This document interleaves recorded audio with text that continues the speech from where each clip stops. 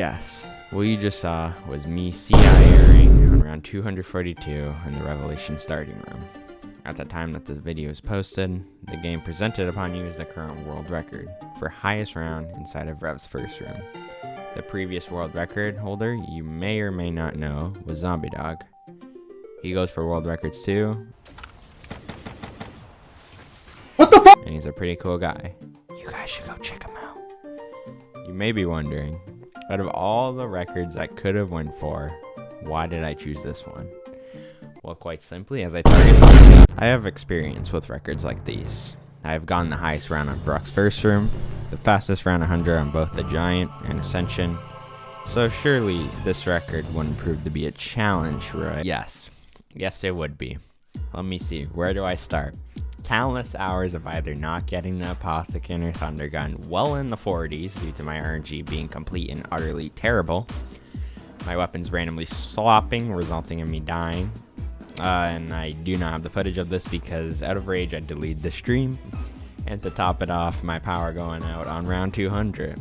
But don't worry, that was only 24 hours. See, this just proves that any record involving high rounds is not only fairly RNG based in game, but also in real life.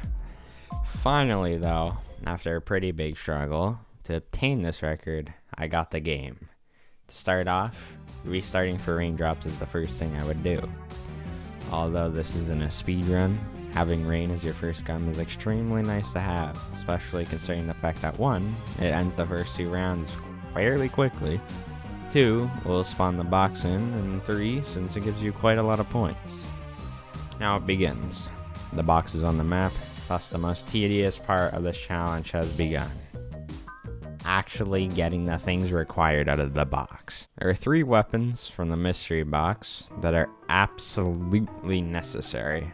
Squid Gun, T-Gun, and the Shiva. Squid Gun is the primary weapon used to kill zombies. T-Gun is used to eliminate the Magwas and Panzers. And Shiva is used for dead wire, so that whenever I have no squid ammo, I have a gun that ammo can be bought for, as well as being able to kill zombies on any round. That being said, you have to acquire the Thunder Gun Pack-a-Punch, Shiva Pack-a-Punch with dead wire, and the Apothicon not once, but twice. The reason for this is because Crate Power does not work on the Apothicon unless you have shot all 5 blue rocks. So yes, you can actually Pack-a-Punch the squid in the first room by shooting all 5 blue rocks. There's one just above the truck.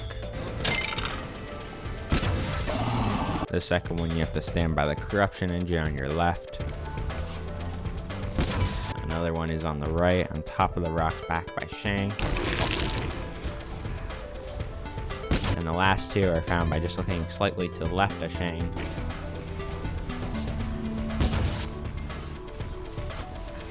And once all are hit, then guess what?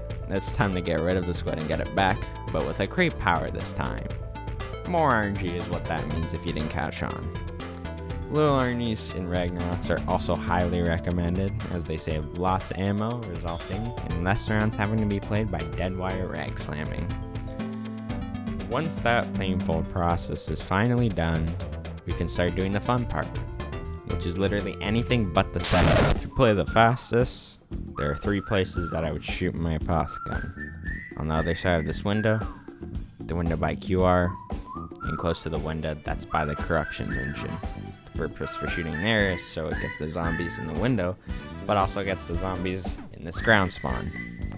You can do this anytime you have an alchemical or raindrops on you. However, you should stop playing this way by the 120s, otherwise you're pretty much guaranteed to run out of ammo.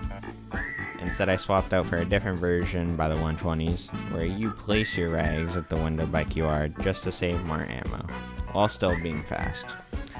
Now, if I was to get unlucky and not get an Alchem or Rain, then I would use Squid to fill up my rags, and slam the DG4 until it ran out, repeating that process until I either run out of ammo in the Apothicon, effectively forcing me to dead wire rag slam, or the round ends. Doing this, I was able to get to round 200 in just a little over 24 hours. Something amusing though is that I was 2 hours faster than Zombie Dog by this point. Probably because I played a different strategy. But that's not the point. Not too much to explain anymore. I had a couple of close calls, but apart from that, it is just the same thing over and over again, like any high round game.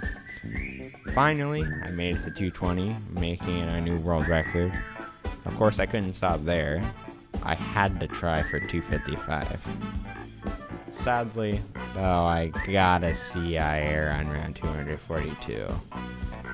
I'm assuming it's probably because of Widow's Wine, because I did activate it quite a bunch. But it could also have to do with the Ragnarok, so I'm not sure. Now that is how I got the world record for highest round in the Revelations first room. And